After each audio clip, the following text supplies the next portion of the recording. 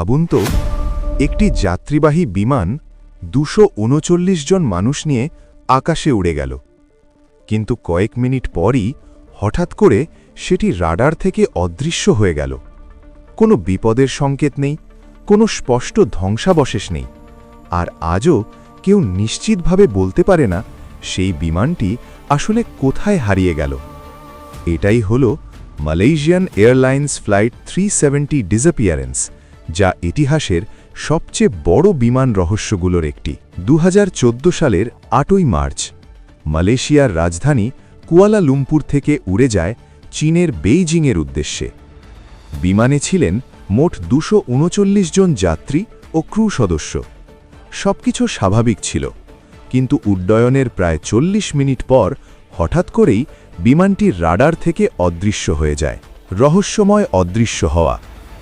Radar থেকে হারিয়ে যাওয়ার আগে পাইলটের শেষ কথা ছিল, গুড নাইট মালয়েশিয়ান 370। এরপর আর কোনো যোগাযোগ হয়নি। কিন্তু আশ্চর্যের বিষয় হল, বিমানের ট্রান্সপন্ডার বন্ধ হয়ে যায়, যা সাধারণত মানুষের দ্বারা বন্ধ করা সম্ভব। এতে সন্দেহ তৈরি হয়, বিমানটি কি ইচ্ছাকৃতভাবে অদৃশ্য করা হয়েছিল? বিশ্বের সবচেয়ে বড় অনুসন্ধান অভিযান। বিমানটি নিখোঁজ হওয়ার পর অনেক দেশ মিলে শুরু করে বিশ্বের সবচেয়ে বড় অনুসন্ধান অভিযান। বিশেষ করে হিন্দ মহাসাগরের বিশাল এলাকায় অনুসন্ধান চালানো হয়। বহু বছর খোঁজার পরেও বিমানের মূল ধ্বংসাবশেষ খুঁজে পাওয়া যায়নি।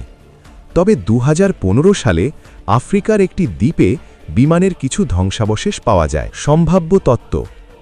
MH370 নিখোঁজ হওয়ার বিষয়ে অনেক তত্ত্ব রয়েছে। সবচেয়ে আলোচিত কয়েকটি হল, পাইলট ইচ্ছাকৃতভাবে বিমানটি ঘুরিয়ে নিয়ে গিয়েছিলেন, প্রযুক্তিগত ত্রুটির কারণে দুর্ঘটনা ঘটে, বিমানটি ছিনতাই করা হয়েছিল।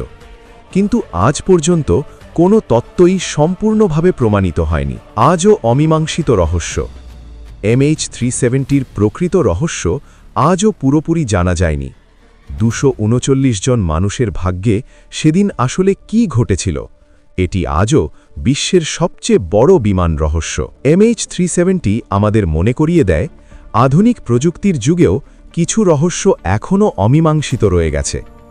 আপনি কি মনে করেন, MH370 আসলে কোথায় হারিয়ে গেল? কমেন্টে আপনার মতামত জানাতে পারেন। আর ইতিহাস ও রহস্যের এমন গল্প জানতে চ্যানেলটি সাবস্ক্রাইব করে রাখুন। ধন্যবাদ।